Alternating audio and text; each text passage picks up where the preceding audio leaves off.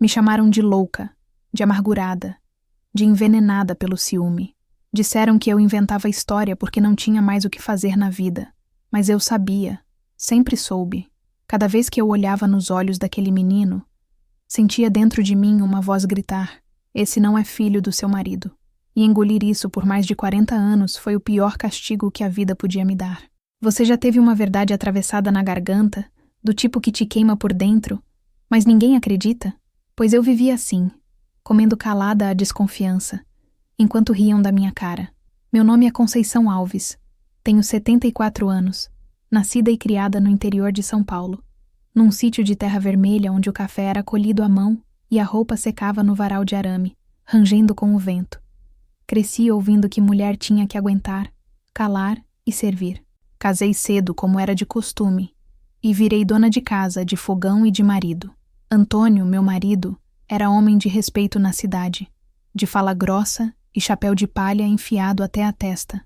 Mas dentro de casa, quem via de perto sabia. Ele me deixava sempre na sombra, como se eu fosse empregada do próprio destino. E foi nesse silêncio que o veneno começou a pingar. Primeiro, uma quermesse de São João. Muita pinga, muita risadinha no escuro. Depois, os cochichos atravessando a cerca com a mulher do vizinho. Eu sentia na pele, no ar, no jeito deles se olharem. Pouco tempo depois, ela apareceu grávida. Quando o menino nasceu, parecia até zombar de mim. Olhos claros, covinha funda na bochecha. Não havia como negar. Não era sangue do meu marido. Era sangue do vizinho. Mas quem acreditou em mim? Ninguém. Riram. Me chamaram de desequilibrada, de invejosa. Até meus parentes diziam que eu estava vendo coisa. Eu fiquei com a fama de louca, e ainda tive que criar o menino, botar comida no prato dele, passar noite cuidando de febre, sem nunca poder dizer em voz alta o que gritava no fundo da minha alma. Só que a vida não perdoa a mentira. E o tempo cobra. Demorou. Mas um dia a verdade apareceu num pedaço de papel chamado DNA. E quando eu vi aquele resultado, meu coração tremeu, como se tivesse 20 anos de novo. Eu não estava errada. Nunca estive.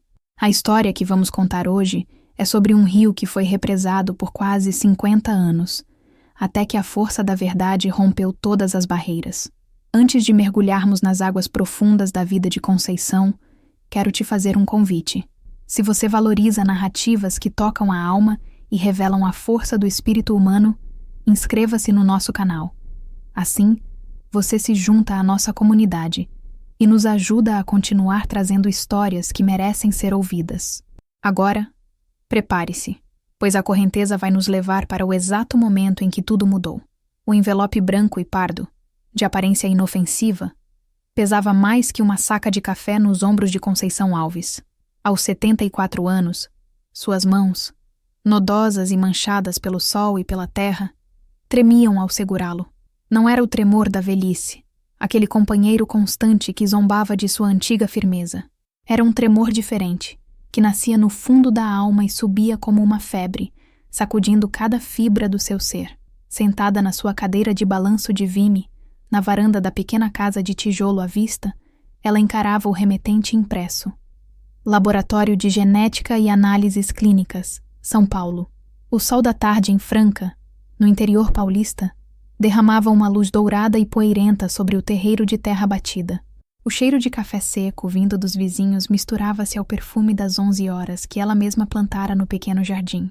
Era um cenário de paz, uma pintura de uma vida inteira vivida ali, naquele mesmo pedaço de chão. Mas dentro daquele envelope estava a tempestade que ela esperou por quase 5 décadas. A tempestade ou a sua derradeira humilhação. Seu coração, cansado de tantas batidas, martelava no peito com a fúria de um potro selvagem. Cada batida ecoava uma palavra: louca. Chamaram-na de louca, invejosa, despeitada, mulher amarga. As palavras, cuspidas por vizinhos, por cunhadas, e até mesmo pelo seu próprio marido, Antônio, haviam se tornado cicatrizes em sua memória. Feridas que nunca fecharam de verdade, apenas criaram uma casca fina que se rompia a cada olhar, a cada sorriso trocado que ela interpretava como zombaria. Ela olhou para o portão de madeira. Marcos, o homem de 48 anos que a chamava de mãe, deveria chegar a qualquer momento.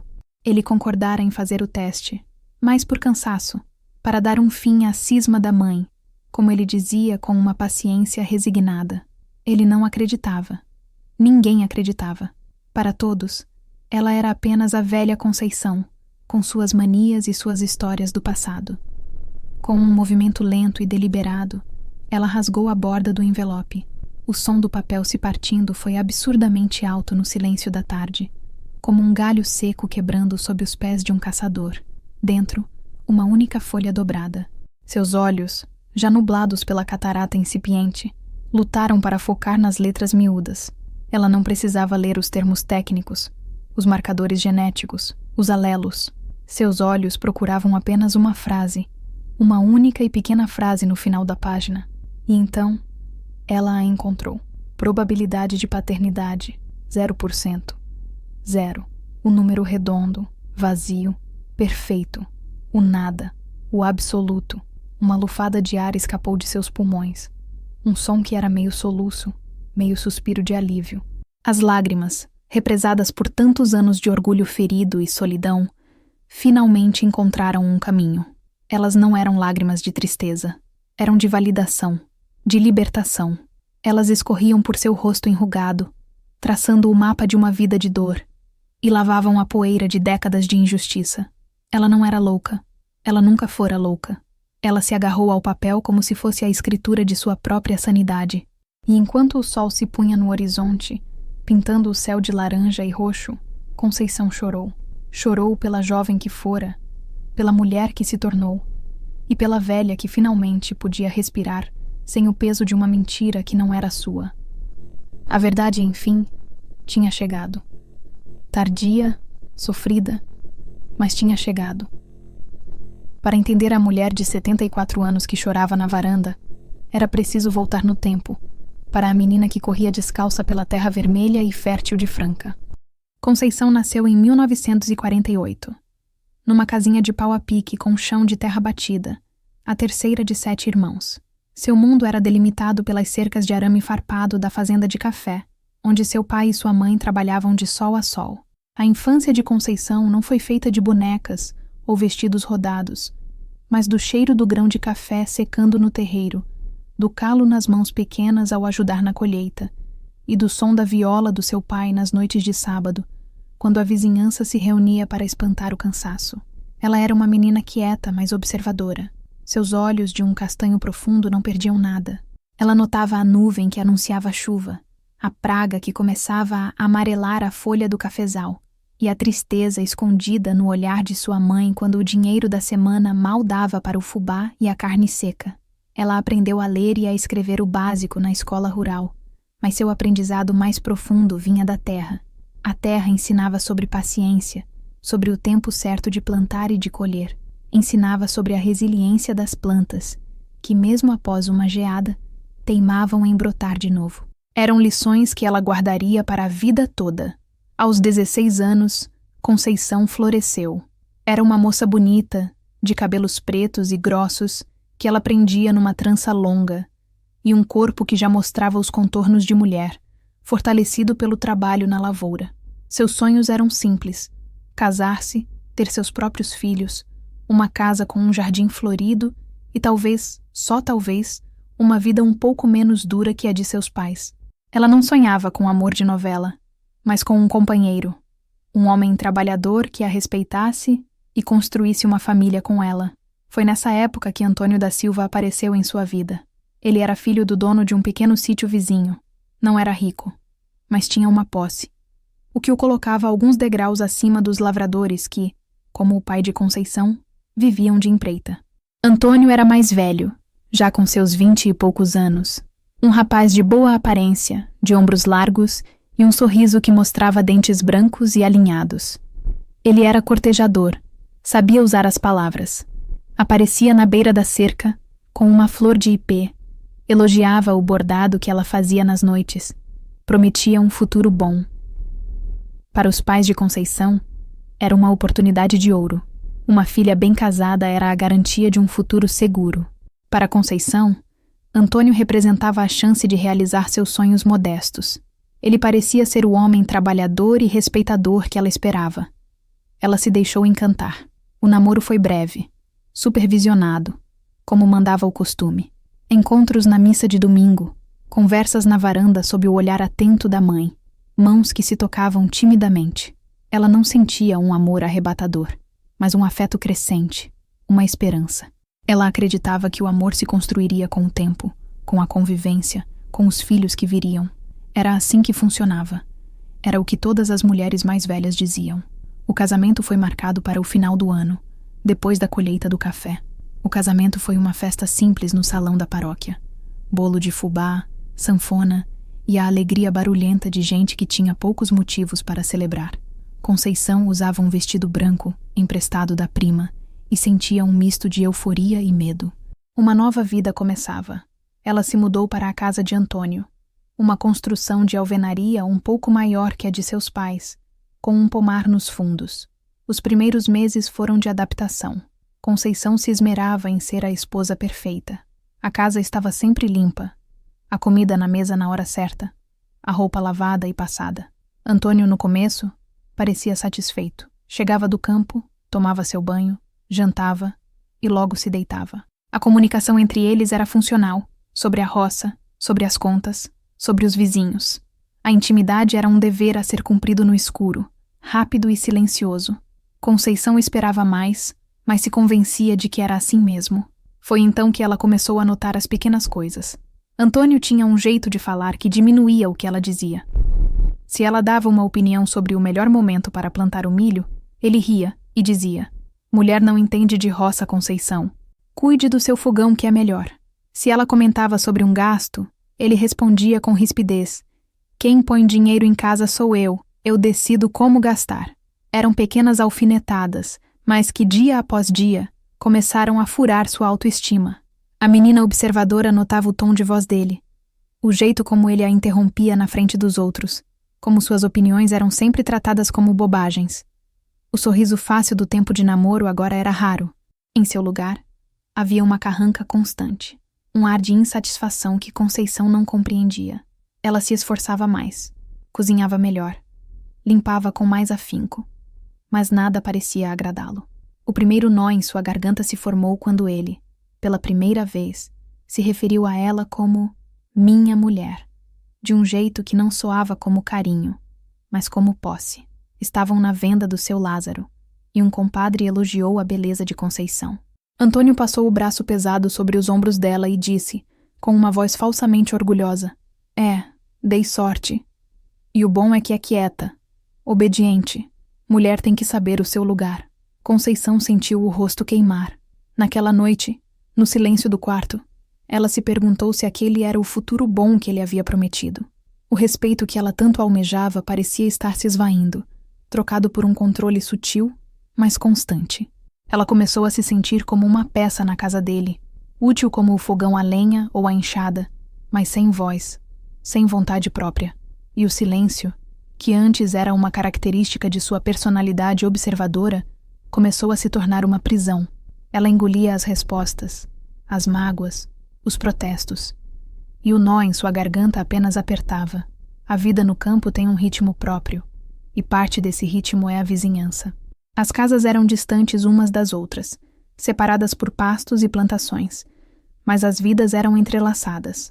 Uma cerca de arame farpado e lascas de madeira separava o sítio de Antônio e Conceição do terreno de Joaquim e Clara.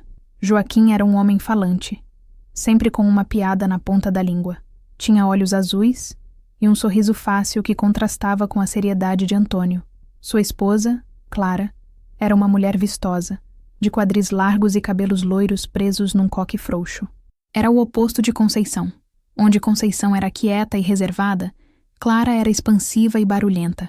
Sua risada podia ser ouvida do outro lado da cerca. No início, a relação era de cordialidade. Trocas de mudas de couve, de ovos de galinha, de um pedaço de bolo no fim de tarde. Conceição, no entanto, sentia-se desconfortável perto de Clara. Havia algo no jeito dela, uma familiaridade excessiva, especialmente com Antônio. Quando eles se encontravam na estrada, a conversa de Clara era sempre com ele. Ela tocava seu braço ao rir, inclinava-se para perto para cochichar algo, ignorando a presença de Conceição. Antônio, por sua vez, se transformava perto dela. O homem sério e carrancudo dava lugar a uma versão mais leve, sorridente. Aquele mesmo sorriso do tempo de namoro, que Conceição raramente via, aparecia com facilidade para a vizinha. Conceição observava tudo em silêncio, da janela da cozinha ou da varanda, enquanto estendia a roupa no varal. Via os dois conversando por cima da cerca, as conversas se estendendo mais do que o necessário. Via a cabeça loira de Clara e a cabeça de cabelos escuros de Antônio muito próximas. Ela tentava se convencer de que era coisa da sua cabeça. Ciúme bobo, como Antônio diria se ela ousasse comentar. Você vê coisa onde não tem, mulher, ele certamente diria. Então, ela guardava para si. Mas a semente da desconfiança estava plantada, e a cada risada compartilhada entre os dois, a cada olhar cúmplice, essa semente era regada. Joaquim, o marido de Clara, parecia não notar nada. Era um homem bom, mas talvez ingênuo demais, sempre ocupado com seu gado e suas plantações. Ele via Antônio como um bom vizinho, um amigo. Convidava-o para um trago de cachaça no fim do dia, para ajudar a carnear um porco. E enquanto os dois homens conversavam sobre o tempo e a safra, Conceição via os olhos de Clara seguindo Antônio. A cerca de arame farpado tornou-se, para Conceição, um símbolo. Era a linha que separava sua casa da casa ao lado, mas era também uma fronteira frágil, facilmente transposta por olhares e intenções. A sombra daquela cerca começou a se projetar sobre seu casamento. Uma sombra longa e fria, que pressagiava a escuridão que estava por vir. Junho chegava ao interior de São Paulo com o frio e o cheiro de quentão e pinhão cozido. Era tempo de festa junina, o evento social mais esperado do ano. A comunidade se reunia no pátio da igreja, enfeitado com bandeirinhas coloridas. Havia fogueira, quadrilha, barracas de doces e jogos. Era uma das raras ocasiões em que a dureza do trabalho diário dava lugar a uma alegria genuína e coletiva. Conceição gostava da festa. Gostava de ver as crianças correndo, de ouvir a sanfona, de sentir o calor da fogueira no rosto. Naquele ano, no início dos anos 70, ela e Antônio foram com Joaquim e Clara. Conceição vestia seu melhor vestido de chita, estampado com pequenas flores. Sentia-se quase leve. Mas a leveza durou pouco. Antônio, que normalmente bebia com moderação, pareceu decidido a se exceder. Copo após copo de quentão e cachaça, sua voz ficava mais alta, seu comportamento mais expansivo. E sua atenção estava quase inteiramente voltada para Clara. Conceição, sentada num banco de madeira com Joaquim, que falava animadamente sobre o preço do leite, observava a cena de longe. Viu Antônio puxar Clara para dançar na quadrilha improvisada. Viu como a mão dele pousou firmemente na cintura dela, um pouco mais baixo do que o costume permitia. Viu como eles riam, as cabeças juntas, os corpos se tocando a cada passo da dança. A música parou, mas eles continuaram ali, no meio do pátio, conversando ao pé do ouvido, como se o mundo ao redor não existisse. Foi então que Conceição viu a fagulha. Não era apenas uma conversa de amigos. Era um flerte descarado, alimentado pelo álcool e pela atmosfera festiva. O olhar de Antônio para Clara não era o olhar de um vizinho. Tinha fome, tinha desejo, e o olhar dela de volta era de cumplicidade.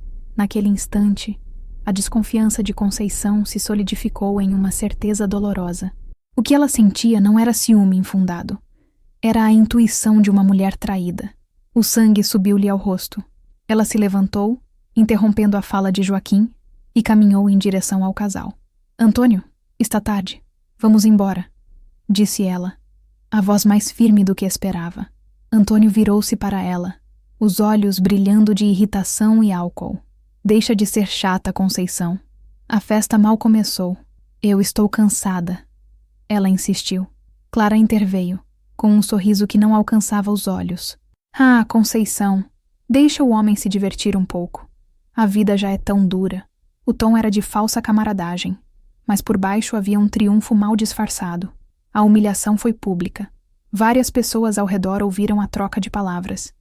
Sentindo os olhares sobre si, Conceição deu as costas e voltou para o banco, o corpo rígido de raiva e vergonha. A festa, que começara com uma promessa de alegria, agora tinha o gosto amargo de cinzas em sua boca. Eles ficaram até o final, e o caminho de volta para casa Foi feito em um silêncio pesado e hostil. Naquela noite, pela primeira vez, Antônio não a procurou no quarto. Ele dormiu no sofá da sala, roncando alto, bêbado.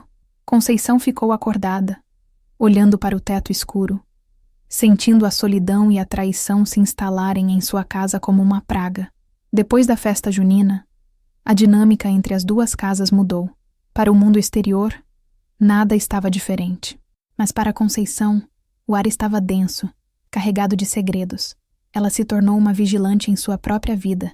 Seus olhos, antes apenas observadores, agora eram os de um detetive. As conversas na cerca se tornaram mais raras, mas mais suspeitas. Aconteciam quando Joaquim não estava em casa e Conceição estava ocupada nos fundos. Mas ela sempre dava um jeito de ver. Fingia ir buscar lenha, olhava pela fresta da janela, via os cochichos, os sorrisos secretos. Uma vez, viu Antônio passar algo para Clara por cima da cerca. Um pequeno embrulho. Um presente? Os horários de Antônio começaram a ficar erráticos. Ele, que sempre fora metódico, agora tinha problemas que o detinham na roça até mais tarde. A cerca do pasto arrebentou, ele dizia. O trator quebrou de novo. Desculpas vagas que não batiam com a realidade. Conceição, que conhecia cada palmo daquele sítio, sabia que a cerca estava boa, que o trator funcionava perfeitamente. Certa tarde, ela estava na cozinha, peneirando fubá, quando ouviu o som do portão. Espiou pela janela e viu Joaquim saindo em sua carroça, provavelmente a caminho da cidade para vender queijo. Um instinto, uma força inexplicável, a fez largar tudo. Ela saiu pela porta dos fundos, contornou a casa em silêncio e se escondeu atrás de uma grande moita de hibiscos que ficava na divisa dos terrenos. Seu coração batia descontrolado. Sentia-se tola, uma bisbilhoteira, mas precisava saber. Não demorou muito. Ouviu o assobio de Antônio, um código que ela nunca tinha entendido antes.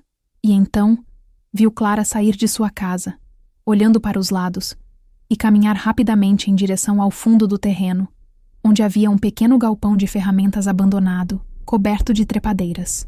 Poucos minutos depois, viu Antônio vindo da direção oposta, também olhando ao redor antes de entrar no mesmo galpão. Conceição ficou paralisada. O ar lhe faltava. O sol da tarde parecia frio. Ali, a poucos metros de onde estava, a traição se consumava. Não era mais uma suspeita, uma fagulha. Era um incêndio que queimava sua vida. Ela não sabia quanto tempo eles ficaram lá dentro. Para ela, pareceu uma eternidade.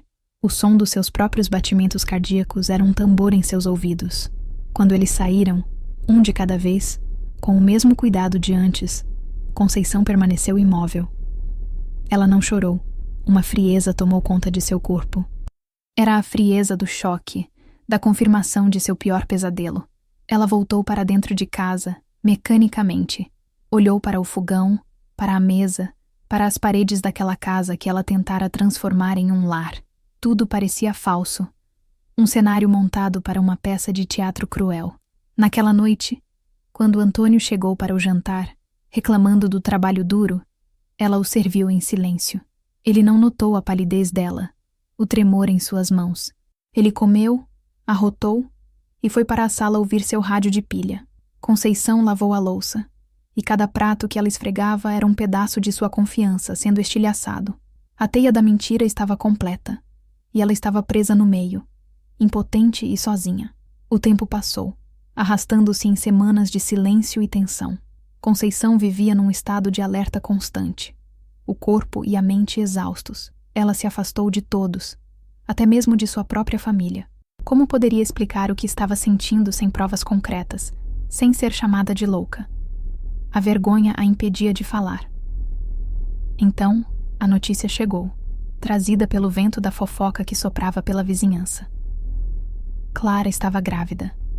A primeira a contar foi Dona Lourdes, da venda, quando Conceição foi comprar querosene. Já sabe da novidade, Conceição? A Clara está esperando o primeiro filho. Joaquim está que não se aguenta de feliz. Conceição sentiu o chão fugir de seus pés. Ela apenas assentiu, murmurou um "que bom" e pagou por suas coisas, saindo da venda o mais rápido que pôde. Caminhou de volta para casa com as pernas bambas. Grávida. A palavra ecoava em sua cabeça. Naquela noite, durante o jantar, ela observou Antônio. Ele estava estranhamente quieto. Ele já sabia, claro. A notícia já devia ter corrido o dia todo. Conceição esperou. Ele não disse nada. A normalidade forçada era sufocante. Nos dias que se seguiram, a felicidade de Joaquim era palpável. Ele passava pela cerca e contava para Antônio, com os olhos brilhando, sobre seus planos para o quarto do bebê, sobre os nomes que estava pensando. E Antônio ouvia, parabenizava, dava tapas nas costas do vizinho. Para Conceição, a cena era de um cinismo atroz. Era como assistir a 2 atores num palco. Um deles sem saber que o roteiro era uma farsa. Ela via a barriga de Clara crescer, dia após dia, do outro lado da cerca. Cada centímetro a mais era um insulto, uma prova viva da traição que ela era forçada a testemunhar em silêncio. A comunidade celebrava. As mulheres se reuniram para fazer um chá de bebê, tricotando sapatinhos e casaquinhos. Convidaram Conceição. Ela inventou uma dor de cabeça e não foi. Não suportaria sentar-se naquela roda de mulheres, sorrindo e parabenizando a mulher que destruíra sua paz. Sua recusa foi mal vista. Que despeito! Ouviu uma vizinha comentar com outra na porta da igreja. Só porque ela ainda não conseguiu ter filhos, fica com inveja dos outros. A acusação a feriu profundamente. Ela e Antônio nunca haviam conseguido engravidar. No início, ela achou que era um problema seu, mais uma falha sua como esposa. Mas agora, uma nova e terrível suspeita começava a se formar em sua mente. E se o problema nunca fora dela? A gravidez de Clara avançava, e com ela, o tormento de Conceição. Era uma contagem regressiva para o nascimento da criança que, em seu coração, ela já sabia que não era apenas o filho do vizinho. Era a semente do engano que crescia a poucos metros de sua casa, prestes a se tornar uma presença permanente e inegável em sua vida. Os meses se arrastaram até que, numa noite quente de verão, os gritos de Clara romperam o silêncio do campo. A parteira foi chamada às pressas. Joaquim, em pânico e exultante, andava de um lado para o outro em sua varanda. Antônio, na varanda ao lado, fumava um cigarro de palha atrás do outro, o rosto iluminado pela pequena brasa. Ele parecia mais ansioso que o próprio pai. Conceição observava tudo da janela escura de seu quarto. Ela não dormiu. O som da vida chegando ao mundo ao lado era, para ela, o som de sua própria desgraça sendo selada. Ao amanhecer, um choro forte de bebê anunciou a chegada. Nasceu um menino. Saudável e forte, diziam. 2 dias depois, como era costume, as mulheres da vizinhança foram visitar a nova mãe e o bebê. Conceição sabia que não podia se recusar a ir. Sua ausência seria uma confissão de algo, e ela não lhes daria esse gosto. Com o coração pesado, ela preparou um caldo de galinha e atravessou a cerca, o portão rangendo como um lamento. O quarto de Clara cheirava a talco e leite. Ela estava na cama, pálida, mas triunfante, com o pequeno embrulho nos braços. As outras mulheres se aglomeravam ao redor, fazendo elogios. Que bochechas! É a cara do Joaquim. Conceição se aproximou devagar. Clara, vendo-a, abriu um sorriso e disse: Venha ver seu novo vizinho, Conceição. Ela se inclinou sobre o berço improvisado. E então, ela ouviu. O bebê dormia, o rosto sereno. E naquele pequeno rosto, a verdade estava estampada de forma tão clara que era como um grito. O cabelo não era o loiro ralo de Clara, nem o castanho escuro de Joaquim. Era preto, liso e fino, como o de Antônio. O formato da boca, o queixo. E quando o bebê abriu os olhos por um instante, um azul acinzentado, quase idêntico ao de Joaquim, a olhou. Mas havia algo mais. Uma covinha sutil que se formou na bochecha quando ele fez uma careta. A covinha de Antônio. Era uma mistura que só ela parecia enxergar. Uma combinação impossível que denunciava a mentira. Era o rosto do vizinho, mas com os traços inconfundíveis do seu marido. O ar lhe faltou. Ela deu um passo para trás, esbarrando na cômoda. O caldo de galinha tremeu em suas mãos. Você está bem, Conceição? Perguntou uma das mulheres. Ela não respondeu. Apenas olhou de Clara para o bebê e a certeza a inundou, fria e cortante. Naquela noite, ela esperou Antônio voltar do campo. Ele entrou em casa cansado, sujo de terra. Ela o esperou sentar-se à mesa. Não havia jantar. Apenas ela, de pé, do outro lado da mesa, os olhos queimando. O filho não é do Joaquim, ela disse, a voz baixa e rouca. É seu. Antônio levantou a cabeça devagar. O rosto dele se fechou numa máscara de fúria. Você ficou louca de vez? Que absurdo é esse? Eu vi. Ela continuou, o tremor em sua voz se transformando em força. Eu vi o menino. Ele tem a sua cara, a sua covinha.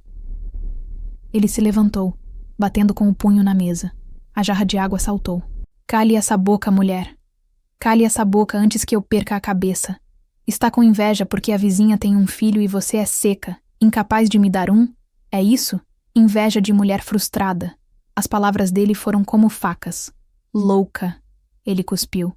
Você é uma louca ciumenta. Se eu ouvir mais uma palavra sobre isso, você vai se arrepender. Ele saiu batendo a porta, deixando-a sozinha na cozinha que escurecia. As acusações dele, seca, incapaz, frustrada, ecoavam em seus ouvidos, misturando-se à imagem do rosto do bebê. Ela não recuou. Pela primeira vez, ela não se sentiu intimidada pelo grito dele. Porque ela sabia. Ela tinha visto o rosto da verdade. E essa imagem era mais forte do que qualquer ameaça. A acusação de Conceição não ficou contida entre as 4 paredes de sua casa.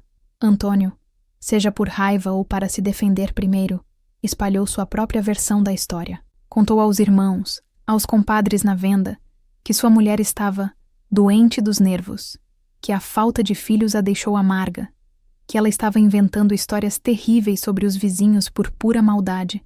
A comunidade, patriarcal e conservadora, não hesitou em escolher um lado. Ficaram do lado de Antônio, o homem trabalhador, o dono de seu pedaço de chão, e de Joaquim e Clara, o casal feliz com seu novo bebê. Conceição se tornou a vilã, a fofoqueira, a mulher desequilibrada. Ela tentou falar com sua mãe. Sentada na cozinha da casa onde cresceu, o cheiro de café coado no ar, ela abriu o coração. Mãe, eu juro, o menino é a cara dele. Sua mãe, uma mulher encurvada pelo trabalho e pela vida, suspirou. Minha filha, isso é uma coisa muito séria para se dizer. Você não tem provas. As pessoas estão comentando. Estão dizendo que você enlouqueceu de ciúmes. É vergonhoso. Mas é a verdade. Ela insistiu, desesperada por um aliado. Às vezes a gente tem que engolir certas verdades para viver em paz. A mãe aconselhou, com a sabedoria resignada de sua geração. Você é a esposa dele.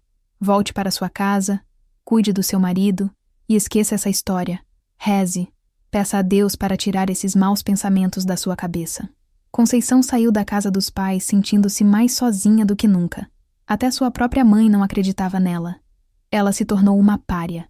Na missa de domingo, as pessoas abriam caminho para ela passar, mas os cochichos a seguiam como um enxame de abelhas.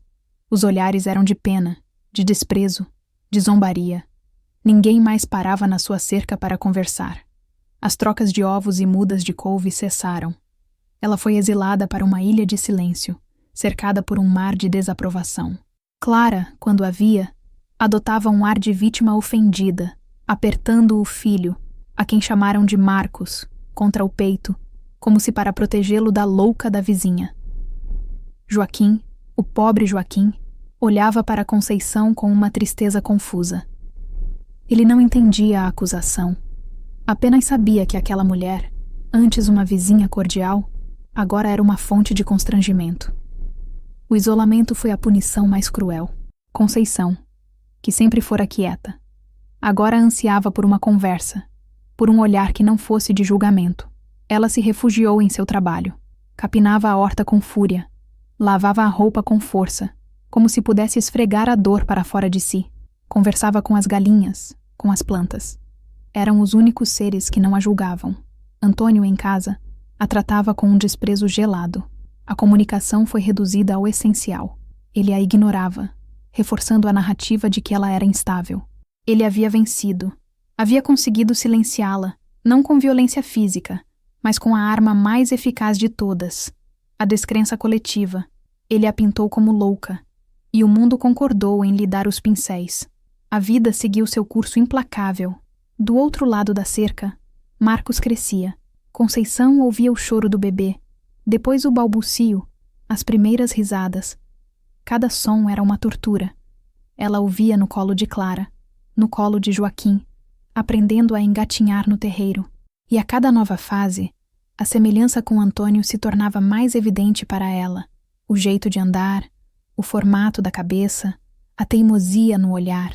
Para os outros, ele era apenas a cara do pai Joaquim, mas com o cabelo da família da mãe. As pessoas veem o que querem ver, encontram semelhanças onde lhes convém, ignorando as que são inconvenientes. A casa de Conceição, em contraste, permanecia silenciosa. O berço que ela sonhara ter um dia continuava vazio, uma esperança que murchava a cada ano. A dor de não ter filhos, que já era grande, foi amplificada pela presença constante do filho de seu marido a poucos metros de distância. Era uma ironia cruel do destino. O casamento se tornou um campo de batalha silencioso. Eles viviam sob o mesmo teto, dormiam na mesma cama, mas um abismo os separava. As refeições eram feitas em silêncio. As noites eram frias. Antônio a humilhava com sua indiferença. Ele a transformara numa criada em sua própria casa. Ela cozinhava, limpava, cuidava da roça, mas não recebia em troca nenhum gesto de afeto, nenhuma palavra de gratidão. Uma noite, movida por um desespero profundo, ela o confrontou novamente. Até quando vamos viver assim, Antônio? Ele nem tirou os olhos do almanaque que folheava. Assim como dois estranhos. Essa mentira está nos destruindo. Ele fechou o almanaque com força. A única mentira aqui é a que você criou na sua cabeça.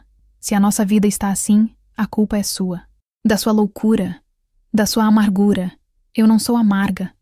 Ela retrucou, a voz embargada. Eu sou traída. Prove. Ele a desafiou, com um sorriso cínico. Prove para todo mundo que você não é só uma mulher infeliz e invejosa. Até lá, me deixe em paz. O desafio dele a calou. Como ela poderia provar? Não havia como. Naquela época, a palavra de um homem valia mais do que a intuição de uma mulher. A palavra dele, o chefe da família, contra a dela, a desequilibrada. A batalha estava perdida antes mesmo de começar. Ela aprendeu a engolir o choro. Aprendeu a transformar a dor em uma casca dura.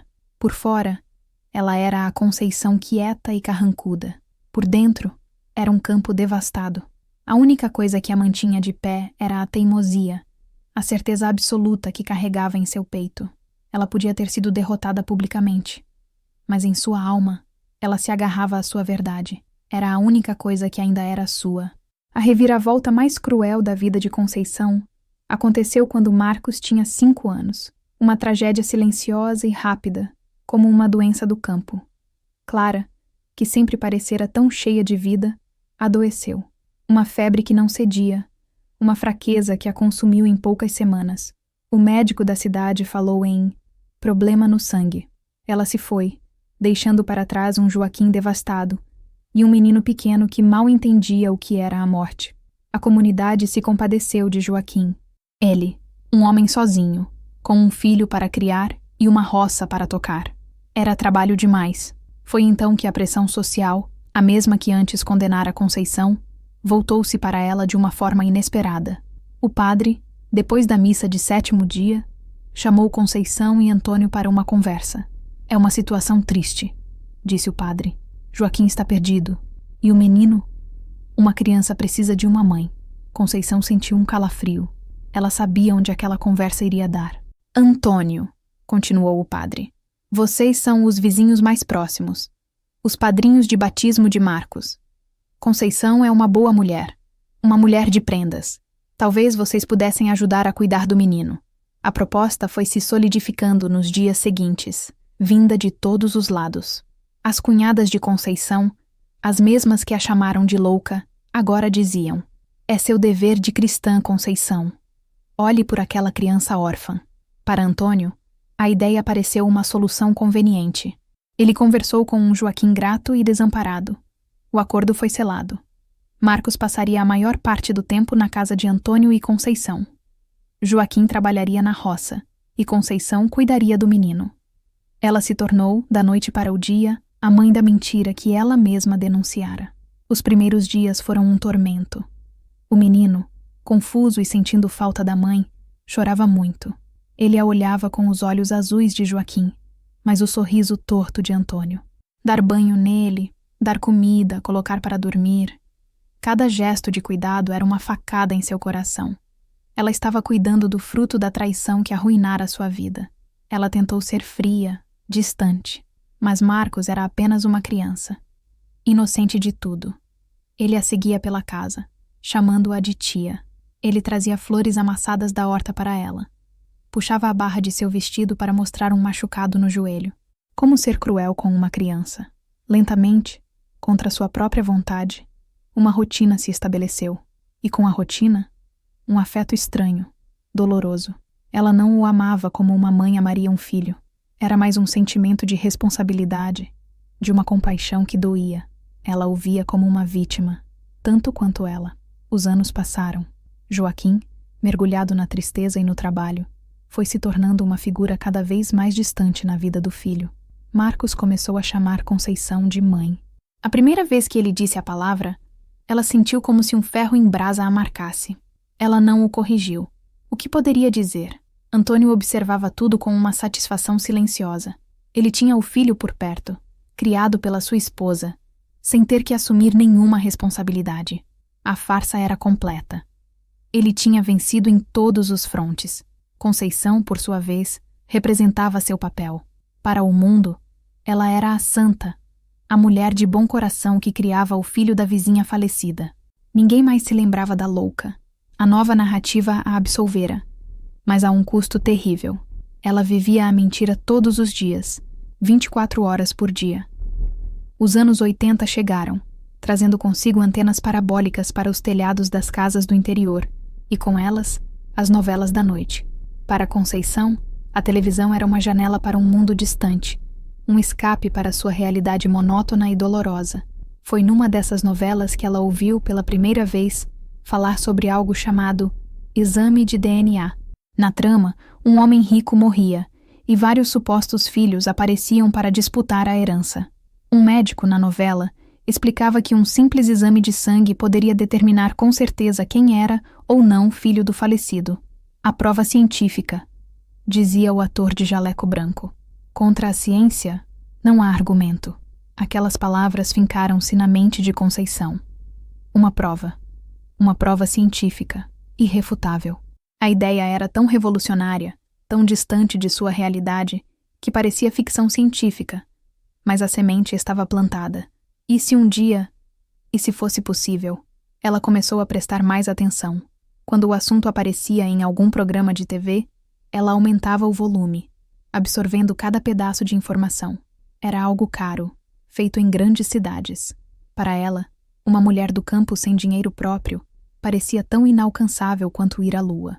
Mas a existência daquela possibilidade, por mais remota que fosse, acendeu uma pequena chama de esperança no fundo de sua alma. A ideia ficou adormecida por anos, guardada num canto de sua mente. Era seu segredo, seu sonho impossível. A prova de que ela não era louca existia em algum lugar, num laboratório, numa técnica que ela mal compreendia. Enquanto isso, Marcos se tornava um rapaz. Era um bom menino, educado, trabalhador. Ajudava Antônio na roça, tratava Conceição com respeito e carinho. Ele a via como a única mãe que conhecera. Joaquim, seu pai biológico, ou assim ele pensava, era uma visita de fim de semana, um tio afetuoso, mas distante. A dinâmica familiar era estranha, mas era a única que Marcos conhecia. A semelhança de Marcos com Antônio, que para Conceição sempre fora óbvia, tornava-se mais sutil com a idade. Ele tinha os olhos azuis de Joaquim, o que confundia a maioria das pessoas. Mas o jeito de franzir a testa quando estava contrariado, a maneira de gesticular com as mãos enquanto falava, a risada alta, tudo era de Antônio. Um dia Marcos, já com seus 16 anos, chegou da escola com uma tarefa de ciências. Mãe, preciso saber meu tipo sanguíneo e o do pai para um trabalho sobre genética. Conceição gelou. Pergunte ao Antônio, ela disse, a voz seca. Mais tarde, Marcos voltou, confuso. Mãe, estranho. Meu tipo sanguíneo é o negativo. O do pai Antônio é A positivo e o do pai Joaquim é B positivo. A professora disse que é impossível eu ser filho de qualquer um dos dois com a minha mãe Clara, que era o positivo. Antônio, que ouvia a conversa, interveio bruscamente. Esses professores de hoje não sabem de nada. Devem ter errado no seu exame, menino. Ou no da sua mãe. Esqueça isso, é bobagem. Marcos ficou sem entender, mas a rispidez de Antônio encerrou o assunto. Conceição, no entanto, não esqueceu. Aquele pequeno fato, aquela impossibilidade genética que a professora de ciências apontara, era mais uma peça no quebra-cabeça. A semente da dúvida, não mais nela, mas potencialmente no próprio Marcos, havia sido plantada, e a velha ideia do exame de DNA, guardada por tanto tempo, começou a germinar. A adolescência de Marcos foi marcada por uma crescente sensação de não pertencimento. A explicação oficial de sua vida, o filho do vizinho viúvo criado pelos padrinhos, fazia sentido na superfície, mas não aplacava a estranheza que ele sentia. A casa de Antônio e Conceição não era um lar caloroso. Havia uma tensão constante no ar, um silêncio pesado que nenhuma palavra conseguia preencher. Ele amava Conceição, a mulher que o criara, mas o afeto dela era contido, quase triste. Havia sempre uma barreira invisível entre eles, um abismo em seus olhos que ele não conseguia transpor. Com Antônio, a relação era ainda mais complexa. Antônio o tratava como um ajudante na roça, ensinava-lhe o ofício, mas raramente demonstrava carinho. Pelo contrário, era crítico, exigente e, por vezes, explosivo por motivos banais. A questão da aparência o assombrava. Ele se olhava no espelho e não se reconhecia em ninguém. Não tinha o sorriso fácil de Joaquim, seu pai oficial. E embora houvesse traços de Antônio em seu rosto, a ideia era tão absurda que ele a descartava. Mas por que Antônio o tratava com tanta ambiguidade? Uma mistura de orgulho e ressentimento. Um dia, durante uma briga por causa de um erro que Marcos cometeu ao arar um pedaço de terra, Antônio explodiu de uma forma desproporcional. Você não faz nada direito. Parece que não tem o sangue da gente. É um imprestável. A frase, não tem o sangue da gente, atingiu Marcos como uma pedra. O que ele quis dizer com aquilo? Ele era ou não era da gente? A dúvida o levou a procurar Joaquim. Numa tarde de sábado, sentou-se com o pai na varanda da casa vizinha, uma casa que cheirava a poeira e solidão. Pai, porque eu fui criado pela Conceição e pelo Antônio, por que o senhor não se casou de novo? Joaquim, um homem envelhecido pela tristeza, suspirou. Ah, meu filho, depois que sua mãe se foi, eu perdi o rumo. Achei que com eles você teria uma estrutura melhor, uma presença de mãe. A Conceição, ela foi boa para você. Mas por que eles são tão estranhos? Por que a casa deles é tão triste? Joaquim não tinha respostas. Ele também nunca entendera a dinâmica da casa ao lado. Para ele, Antônio e Conceição eram apenas vizinhos que haviam feito uma grande caridade. A conversa não esclareceu nada, apenas aprofundou o mistério. Marcos começou a observar, a juntar as peças. As histórias que os mais velhos contavam, sem querer, na venda. Nossa, como você se parece com o Antônio quando ele era moço. Engraçado, você tem o gênio forte do Antônio. Pequenos comentários que, somados, formavam um padrão incômodo. Ele se sentia como um reflexo num espelho quebrado. Uma imagem fragmentada que não formava um todo coerente. Quem era ele, afinal? Filho de Joaquim, criado por Antônio, parecido com os dois, e ao mesmo tempo com nenhum. A busca por sua identidade se tornou uma angústia silenciosa, um quebra-cabeça cujas peças mais importantes pareciam ter sido escondidas dele a vida toda. O tempo é um escultor impiedoso. Ele sulcou o rosto de Conceição com rugas profundas, curvou as costas de Antônio e branqueou os cabelos de Joaquim. A paisagem ao redor também mudou. A estrada de terra foi parcialmente asfaltada, a energia elétrica se tornou mais confiável, e os jovens, incluindo os amigos de Marcos, começaram a deixar o campo em busca de oportunidades na cidade. Marcos, no entanto, ficou, por lealdade, por hábito, por falta de outra perspectiva. Ele se casou com uma moça da região, teve 2 filhos e construiu uma pequena casa no fundo do terreno de Antônio. Vivia uma vida simples, dividida entre o trabalho na roça e sua nova família. A convivência diária com Antônio se tornou mais difícil. A velhice não abrandou o gênio dele. Pelo contrário, o tornou mais amargo e reclamão. A saúde começou a falhar. Uma tosse crônica, dores nas juntas, a pressão alta. Ele se tornou dependente, precisando de ajuda para os trabalhos mais pesados, precisando que o levassem ao médico na cidade. Conceição cuidava dele com a mesma eficiência resignada com que sempre fizera tudo. Dava os remédios na hora certa, preparava as comidas com pouco sal, suportava suas queixas. O amor há muito se fora, substituído por um dever que era quase uma penitência. Joaquim, na casa ao lado, também envelhecia, mas de forma diferente. Ele se tornara um homem solitário e melancólico, vivendo de recordações. A visita dos netos, os filhos de Marcos, era a única alegria em seus dias. Ele os olhava com um amor imenso, mas havia sempre uma sombra de tristeza em seu olhar, como se lamentasse o tempo que perdera com o próprio filho. A mentira, envelhecida por décadas, tornara-se parte da paisagem, como uma árvore torta que todos se acostumaram a ver e ninguém mais questionava. Mas seu peso estava ali, invisível e esmagador. Estava na frieza do casamento de Conceição, na amargura de Antônio, na melancolia de Joaquim e na identidade fraturada de Marcos. Para Conceição, a passagem do tempo trouxe uma nova urgência. Ela via a fragilidade de Antônio, via sua própria força diminuir. O medo de morrer sem que a verdade fosse revelada começou a assombrá-la. Não era mais por vingança. A raiva da juventude havia se transformado numa necessidade profunda de paz, de validação. Ela precisava que o mundo soubesse que ela não era louca. Precisava que sua história fosse contada da forma correta antes que o tempo a apagasse para sempre. O peso dos anos não a havia derrotado, apenas fortalecido sua resolução. A hora estava chegando. Ela sentia isso em seus ossos cansados. A decisão se cristalizou numa manhã fria de inverno. Antônio teve uma crise de pressão alta e precisou ser levado às pressas para o hospital na cidade. Marcos o levou no carro velho da família. Conceição ficou em casa, sozinha, no silêncio que se tornara seu companheiro mais fiel. Enquanto preparava um caldo para levar para Antônio mais tarde, ela se olhou no pequeno espelho pendurado na parede da cozinha. Viu o rosto de uma velha senhora, a pele manchada, os olhos cansados. Quantos anos ela havia perdido vivendo aquela farsa? Quantas alegrias lhe foram roubadas? Ela pensou em sua própria mortalidade. E se ela morresse primeiro? A história morreria com ela. Antônio jamais confessaria.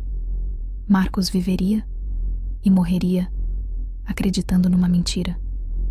Seus netos, seus bisnetos, toda a sua descendência seria construída sobre uma base falsa. Não, ela não permitiria. Aquela não era uma batalha por vingança contra Antônio. Ele já estava sendo punido pela vida, pelo corpo que o traía, pela amargura que o consumia. A batalha era por si mesma, pela jovem Conceição, que fora humilhada e silenciada, pela sua própria sanidade, que ela defendeu sozinha contra o mundo inteiro. Quando Marcos voltou, no fim da tarde, com a notícia de que Antônio ficaria internado em observação, ela o chamou para se sentar à mesa da cozinha. A mesma mesa que fora palco de tantas discussões silenciosas e confrontos velados. Ela preparou um café fresco, o cheiro enchendo o ambiente. Serviu uma xícara para ele e uma para si. Suas mãos estavam firmes. O tremor havia sumido. Em seu lugar, havia uma calma assustadora. Marcos, ela começou, a voz clara e sem hesitação. Tem uma coisa que eu preciso te contar. Uma coisa que eu guardo há quase 50 anos. Marcos a olhou, a testa franzida de preocupação, talvez pensando que a saúde dela também estivesse falhando. Eu sei que você sempre sentiu que algo estava errado nesta casa. Ela continuou, olhando-o nos olhos. Você não estava enganado. Havia algo errado. Uma mentira. E você está no centro dela. Ela contou tudo. Sem rodeios, sem drama. Contou sobre a festa junina, sobre as conversas na cerca, sobre o galpão de ferramentas. Contou sobre o dia em que o viu pela primeira vez, recém-nascido, e reconheceu os traços de Antônio. Contou como foi chamada de louca, como foi isolada e como foi forçada a criá-lo. Sua voz não falhou. Ela não chorou. Apenas relatou os fatos, como uma testemunha de sua própria vida. Era a sua última batalha, e ela a travaria com a dignidade que lhe restava. Marcos ouviu o relato de Conceição em um silêncio atordoado. Seu rosto passou por uma sucessão de emoções: incredulidade, confusão, um lampejo de raiva e, por fim, uma profunda perturbação. A história era tão fantástica, tão devastadora, que seu cérebro se recusava a processá-la. Mãe, a senhora não está bem, ele disse, a voz baixa, o susto com o pai Antônio. A senhora está cansada. Era a mesma desculpa que todos usaram por 50 anos. A de que ela não estava em seu juízo perfeito. Eu nunca estive tão lúcida em toda a minha vida, ela respondeu, com uma calma que o desarmou. Eu sei que é difícil de acreditar. Eu sei que joga por terra tudo o que você sempre soube sobre si mesmo. Mas é a verdade. Mas o pai Joaquim, ele me registrou. Ele é meu pai. Ele acredita que é seu pai, Marcos. Ele foi enganado, tanto quanto eu. Marcos se levantou, andando de um lado para o outro na pequena cozinha. Ele passava as mãos pelo cabelo, o desespero estampado em seu rosto. Por que agora? Por que me contar isso agora? Depois de todos esses anos? Porque eu não aguento mais carregar essa mentira sozinha. E porque eu estou velha, e Antônio está doente. Se não for agora, a verdade morrerá conosco. E você tem o direito de saber de onde veio. As palavras dela o atingiram. O direito de saber. Aquele era o cerne de toda a sua angústia, de toda a sua vida de questionamentos. Eu não sei o que pensar, ele murmurou, sentando-se novamente, a cabeça entre as mãos. Conceição estendeu a mão enrugada e tocou o braço dele. Um gesto de carinho raro e poderoso. Você não precisa pensar. Você não precisa acreditar em mim. Existe uma maneira de saber a verdade, sem sombra de dúvida. Ela então falou sobre o exame de DNA. A tecnologia que antes parecia de outro mundo agora era acessível. Havia laboratórios na capital e até postos de coleta em cidades maiores como Ribeirão Preto. Eu quero que você faça o exame. Você e o Antônio. O pedido pairou no ar, pesado e impossível. Pedir a Antônio, um homem orgulhoso e doente, para fornecer uma amostra de seu DNA para provar uma acusação de adultério de 50 anos atrás? Era impensável. Ele nunca vai aceitar, disse Marcos, balançando a cabeça. Ele vai ter um ataque. Vai dizer que a senhora está louca, como sempre disse. Eu sei. Conceição concordou. Mas eu estou te pedindo. Por mim. Por você. Para que a gente possa finalmente ter paz. Eu juntei um dinheiro, da minha pequena aposentadoria. Está guardado. O suficiente para pagar o exame. Marcos olhou para a mulher que o criou. Viu a súplica em seus olhos. A determinação de ferro por trás da aparência frágil. Viu 50 anos de dor e solidão esperando por aquele momento. Como ele poderia negar aquilo a ela? Como poderia continuar vivendo na dúvida, agora que a porta para a verdade havia sido escancarada? Eu vou tentar, ele disse, a voz quase inaudível. Eu não sei como, mas eu vou tentar. Convencer Antônio foi uma batalha. Marcos o abordou no hospital, quando ele estava mais calmo, dopado pelos remédios. A reação inicial de Antônio foi exatamente a que previram. Uma explosão de fúria. Ele chamou Conceição de todos os nomes. Acusou Marcos de estar do lado da louca, de ser um ingrato. Mas a doença o havia enfraquecido. A fúria deu lugar a um cansaço profundo. Marcos, com uma paciência que ele mesmo não sabia que tinha, não discutiu. Apenas disse: Pai, vamos fazer isso para acabar com essa história de uma vez por todas. Para provar que a mãe está errada e para que ela finalmente nos deixe em paz. A abordagem funcionou. A vaidade de Antônio, seu desejo de ser provado inocente e de humilhar Conceição pela última vez, falou mais alto. Está bem, ele rosnou. Façam essa porcaria de exame. E quando o resultado vier e mostrar que sua mãe é uma mentirosa, eu quero que ela me peça perdão de joelhos. Com o consentimento relutante de Antônio, o processo começou. Marcos contratou um serviço de coleta domiciliar. A enfermeira, uma moça jovem e profissional, chegou numa manhã de sol. A atmosfera na casa era de funeral. A coleta foi simples e rápida. Um cotonete, um esfregaço na parte interna da bochecha. Primeiro em Marcos, que olhava para um ponto fixo na parede, o rosto impassível. Depois em Antônio, que estava sentado em sua poltrona, carrancudo e desafiador. Ele encarou a enfermeira como se ela fosse a executora de uma sentença. Conceição observou tudo da porta da cozinha, sem dizer uma palavra. Quando a enfermeira guardou as amostras identificadas em pequenos tubos e os colocou numa maleta térmica, o coração de Conceição disparou. Ali, naqueles 2 pedaços de plástico, estava a verdade de sua vida inteira. A espera começou. O laboratório deu um prazo de 15 dias úteis. Foram as 2 semanas mais longas da vida de Conceição. Cada dia se arrastava. O silêncio na casa era ainda mais denso, carregado de uma expectativa insuportável. Antônio não falava com ela. Marcos estava quieto, pensativo.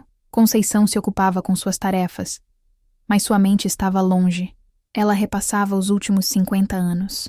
As dúvidas, as certezas, as humilhações. E se ela estivesse errada? E se a semelhança fosse apenas uma coincidência cruel? E se ela tivesse construído sua vida inteira sobre uma paranoia? O medo, pela primeira vez em muito tempo, a assaltou. Mas então ela se lembrava do rosto do bebê, da covinha, da explosão de Antônio na festa junina. Não, ela não estava errada. Todos os dias ela esperava o carteiro.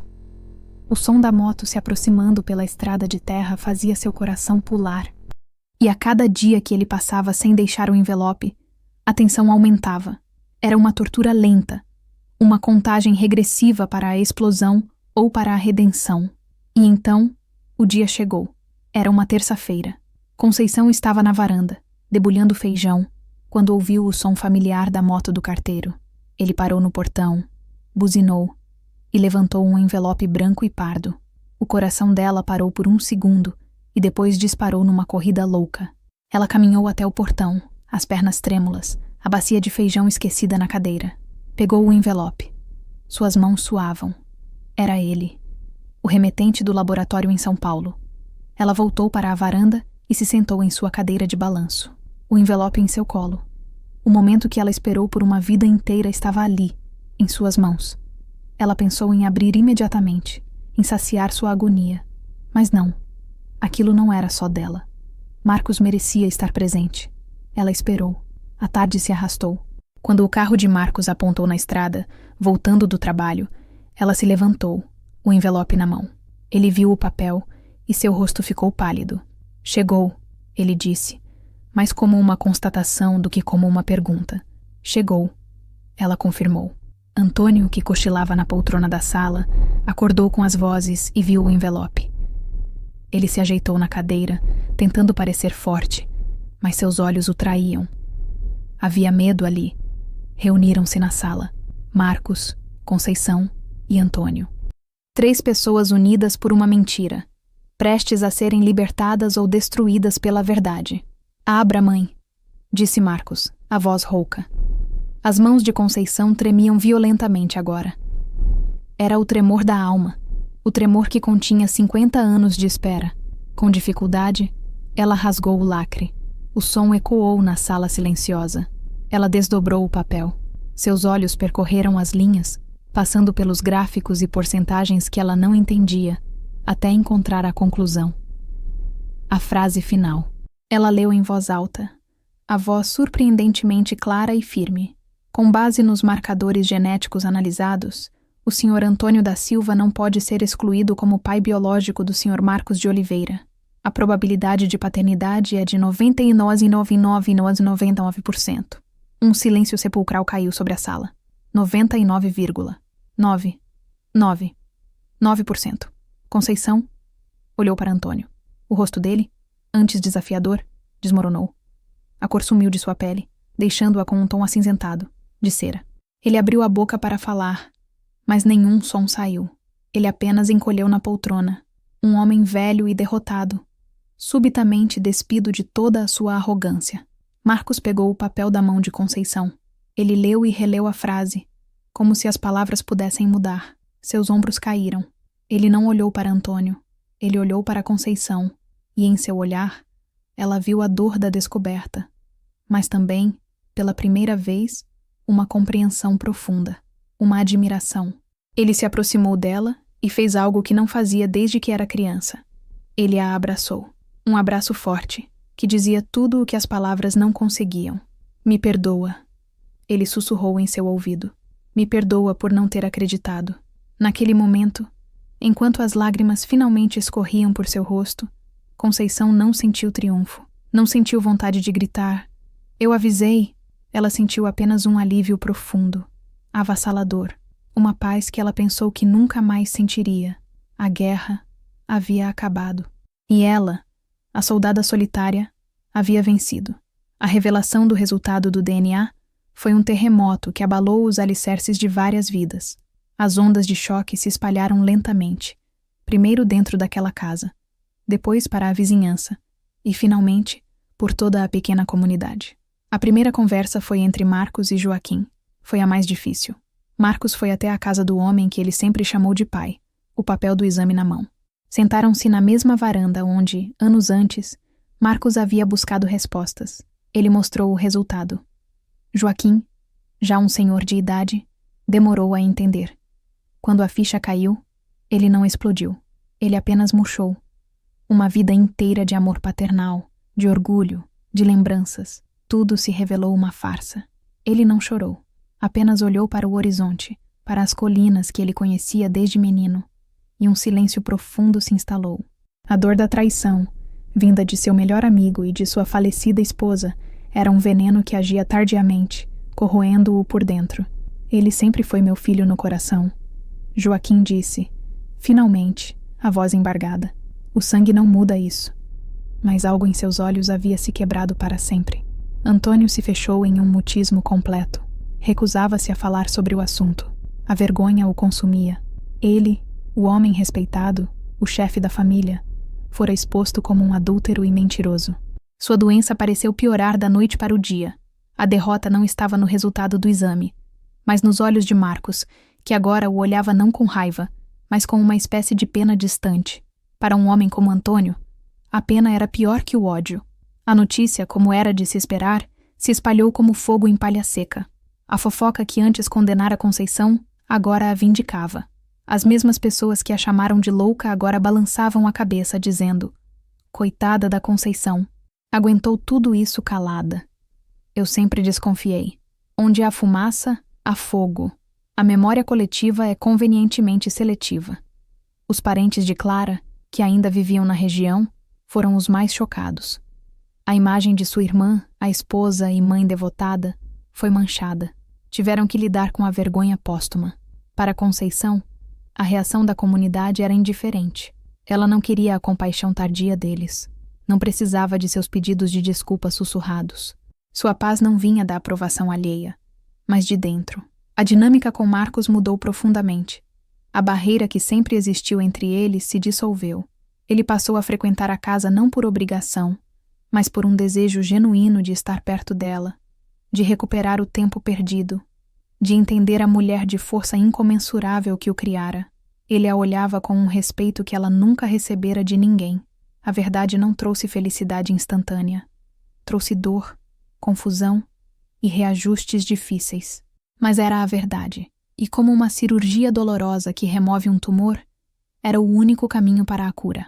A casa, antes construída sobre a areia movediça de uma mentira, agora tinha a chance de se reerguer sobre a rocha sólida, ainda que desconfortável, da realidade. Os meses que se seguiram foram de uma calmaria estranha. A poeira do terremoto assentou, revelando uma nova paisagem emocional. Antônio faleceu no início do ano seguinte, não de uma doença específica, mas de uma falência geral. Era como se, sem a mentira para sustentá-lo, seu corpo simplesmente tivesse desistido. Não houve grandes lamentos. Sua morte foi o ponto final silencioso de uma vida de enganos.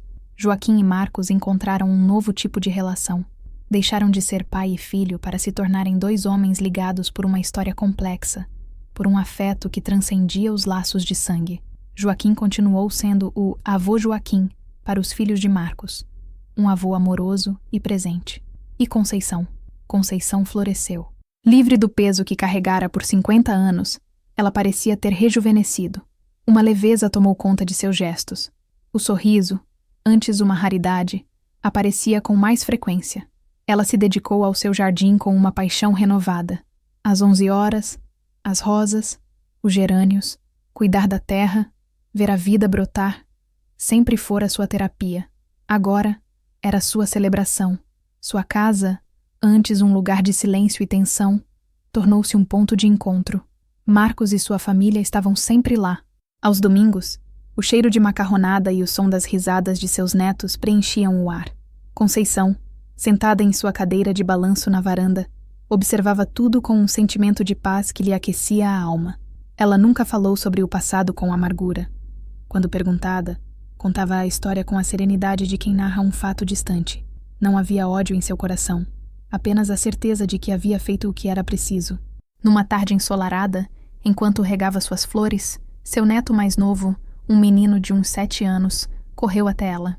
Vó, por que a senhora gosta tanto de plantar? Conceição sorriu, o rosto enrugado se iluminando. Ela se agachou, ficando na altura do menino, e apontou para um pequeno broto que teimava em romper a terra. Porque a terra, meu filho, não mente. Você planta uma semente de rosa, e ela te dá uma rosa. Você planta a verdade. Mesmo que demore, uma hora ela brota. E a flor que nasce dela é a paz. Ela se levantou, ajeitou a saia e olhou para o horizonte, para os campos de café que haviam sido testemunhas de toda a sua jornada. O ar estava limpo. O sol aquecia seu rosto. Ela não era mais a louca, a invejosa, a mulher amarga. Ela era Conceição Alves. A mulher que esperou, a mulher que soube, a mulher que, no fim de tudo, encontrou seu próprio jardim de paz. A história de Conceição nos mostra que a verdade, por mais que seja enterrada sob o peso dos anos e da descrença, tem uma força própria. Ela é uma semente que, uma vez plantada, nunca morre. A jornada dela foi longa e solitária, mas sua coragem em buscar a própria validação nos inspira. Se essa narrativa de resiliência e justiça tocou o seu coração, demonstre seu apoio. Deixe o seu like, comente o que você sentiu ao ouvir a história de Conceição.